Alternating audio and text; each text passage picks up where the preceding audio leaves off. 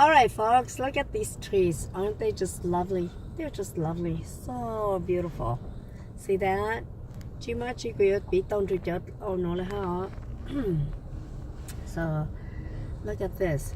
Cho nó chỉ số to là chỉ cho cái tôi phụ cho chiến đông để lúc qua vào to là cho họ cho lâu cần nằm lù em lù chạy cho nó tôi bị giăng này họ.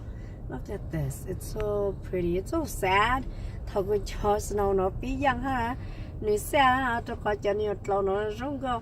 Nếu trong lấy cho nhiều mình nhiều nếu lù oxy là chân đông nó nè. Now it's time. Lúc tới tôi chỉ phải tôi đặt cái một chế. It's kind of sad. So we only get to see the snow just a little bit. Ít sao tôi nên bắt chỉ nhặt lâu tới mà. Rồi bù cho lâu nó nhà hình nào. Here again, một anh luôn nông nhớ cho sau trong đồng nó. Tới khi mà cứ bên dưới chỉ tao cho sau thì phải bao đại sau còn mua nông là tới mà cho lâu nó luôn chơi lá và cho chị lấy ít cho nhiều mình nhỏ lấy cho nhỏ trên được nhỏ rồi so pretty. Okay, here's some more trees. We just love looking at trees. The trees are just so beautiful. And so we're gonna make a right turn. Look at this here again. Look. All right, here we go. You got to take a branch, no, okay.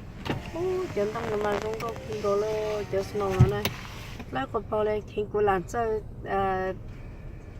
tha xì cú thái chân tông tên đi chân tông này nó chơi cú đâu tông tông cho chơi cú bỏ just no cho cú chân tông mà giờ không có hình lo. It's so pretty, so beautiful. Cho mi cho lu là mua snow tới cái bao nó mua trâu cho lấy à. Yeah, it's so pretty. Oh, if một cái mong họ chỉ cho snow phố nhà tầng nữa. Thì lúc đó mình tôi học picky, so đó liền tôi nói chơi cái ta giờ trên lúc snow gì là trên nó anh ví dụ số có chơi bây giờ cụ chọn trong đồng chỉ hà lý chẳng lan trên đông rủ sự to này. So again, this is so pretty. It's such a beautiful time of the year, and I'm gonna take us to this tree. Look at that. Look at the top of this tree. Look at how very beautiful this tree is. It's so pretty. We can see the branches up there and the snow that's outlined on top of the trees. It's so pretty. You see that? I like it. And more trees and trees. Today is a tree day. We love looking at trees. Trees.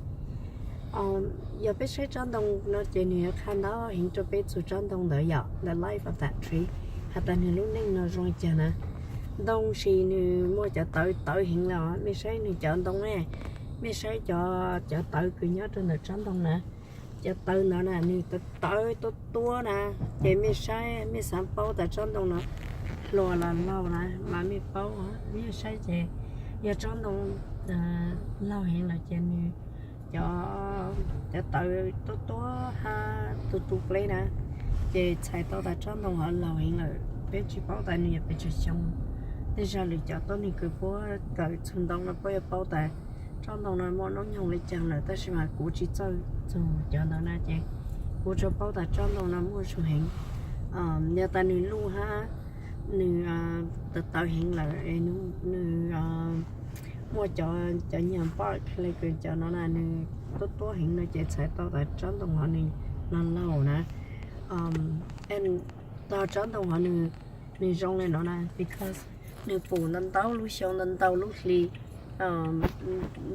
phụ cho sĩ hở tao hiện lâu mong lên nè chị cho tao nó trên tí nên tao xong hiện tí tê phó cho nó tê hiện chị nên xa lên lâu lên nó chị nên phụ cho nếu cứ chỉ sáng á nếu phụ cho nếu cứ trâu chăm là ta chỉ mà nếu chỉnh chua khó nhớ lên mà nè so cái cởi tao ta đông na này ấy cho cứ mua số hình chị bây giờ tôi nên nhớ chị bây giờ tao rồi tôi nên cứ mua số ha so that you know phô cho nó lụt trâu cái lúa nhua bỏ lịch cho bé là bé chủ tàu cho lịch cứ chăn đông nó là okay. That means thầu nếu nhớ cho bé chủ kiến trình là bé chủ tàu ở tôi lên đó bé chủ tàu cho khó lên đó chăn đông nó ấy cứ phố cho lùng lợi lấy chàng là bé chủ tàu nhớ cho khó có bé chỉ cho ở lấy chàng đâu ra bé bù chăn đông nó nè giờ lù lầu lú là giờ nhãn xong chế tới ra người cho nhon chín đông nó tê cho người chỉ mua số chế người chua bông nè. Here's another beautiful tree. Let's take a quick look. Yeah, look. Yeah, see there we go. Oh, it's so pretty.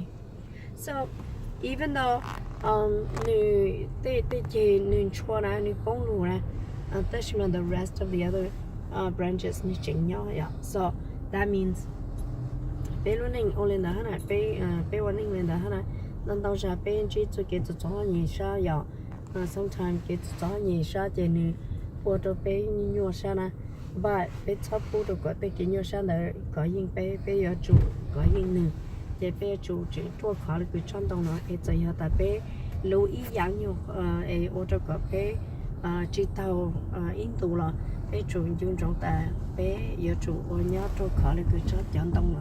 Look at that, it's so pretty. Ủa mà chị cứ giờ dinh cho nó là mà chị mua lên một nó phải cho nó rung gọn hình nè. So pretty. Yep.